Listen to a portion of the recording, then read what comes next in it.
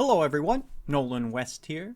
Governor Walz has come out with some new restrictions today, just days after announcing restrictions on bars, restaurants, and private gatherings like weddings and funerals. And these new restrictions are far more severe. So, here is what the governor is enacting. First, unlike his previous executive orders, he is not shutting down hair salons and all retail will remain open. Second, bars, restaurants, and breweries, as well as bowling alleys, will be forced to close and do takeout and delivery only. They got a grand total of 2 days' notice for this. And this is going to destroy so many small businesses. Not only will they suffer from losing most of their business, but they also will be left with all sorts of food and drink that they need to get rid of because they only had 2 days notice. So be sure to go to your local bars and breweries to make sure you're helping them deal with that and make some money. And this is why the governor's powers must end. The legislature needs to be involved in these discussions so that we can at least help people whose lives are about to be upended and destroyed, and they need some warning and support from the state. And I will be working on legislation to try and save these businesses affected by this executive order. And third, indoor school sports, which includes hockey, will be shut down. And I've heard from so many parents of how this is affecting their families. And in the state of hockey, this is a big move. The governor does not share any data with the legislature, so I can't tell you whether this is warranted at all. And from what I understand, hockey does not cause a big increase in the spread of the virus. But maybe the governor has some data to the contrary, but he isn't sharing it with the legislature. Thankfully, outdoor sports will be unaffected. Fourth, the governor is shutting down gyms and health clubs. And this just baffles me, and it's near and dear to my heart. There are a litany of health benefits to exercise. We know that obesity also increases your risk of serious complications if you do get infected with COVID-19. And exercise strengthens your immune system, it improves your mood, and it's crucial to so many people for their mental health, including myself. When I couldn't go to the gym, I went insane. Fitness centers around the state account for 747 cases, which is an infection rate of 0.003. They are not the problem. And in Blaine, Crunch Fitness, the gym I go to, they employ 40 people who will now have to be furloughed, and that's just one gym. If you want to make people sicker and more depressed, close the gyms. It just doesn't make sense. Lastly, the governor's executive order prohibits social gatherings.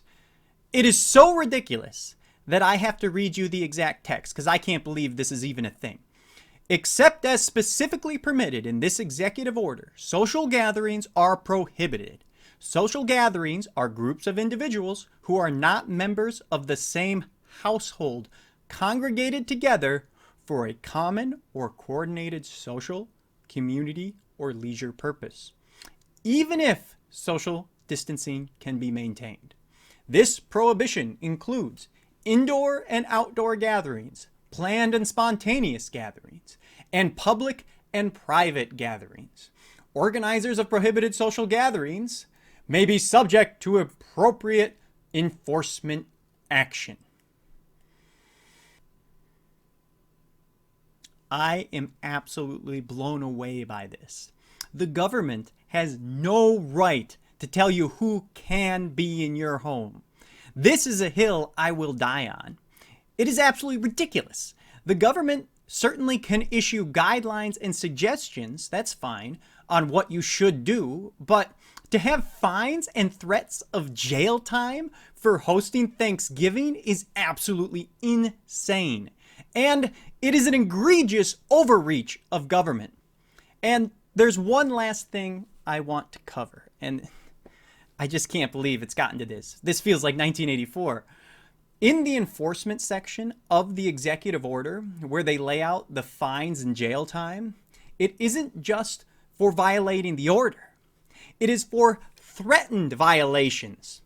So Does that mean if you post on Facebook that you're going to have your aunt or uncle or grandparents or whoever over to your house for Thanksgiving, is that a threatened violation even if they don't even come because a threatened violation is finable? I am certain the insane parts of this executive order like that will not be enforced. I mean, there's just no way. What law enforcement is going to enforce something like this? But I am incredibly disturbed that the governor thinks that he has the authority to do this. I mean, this is absolutely inappropriate for government. And all that being said, which, I kind of got more fired up than normal, but all that being said, you should wear a mask. You should be careful if you're going to be around high-risk individuals, especially if you are a high-risk individual. The pandemic is a serious issue, and our hospitals are filling up right now. And one last thing.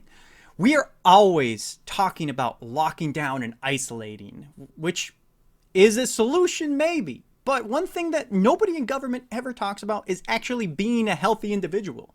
Be sure you're getting good exercise. Make sure you are eating a balanced diet. Don't drink too much alcohol. I mean, I know my alcohol consumption has gone up dramatically during this pandemic. Take vitamin C, vitamin D, and zinc. Do what you can to limit your exposure. This executive order is ridiculous, but we all need to take care of ourselves and make sure we're doing our part to get this pandemic under control so we can move on with our lives. So, that's my piece. Thanks for listening, and I'll see you next time.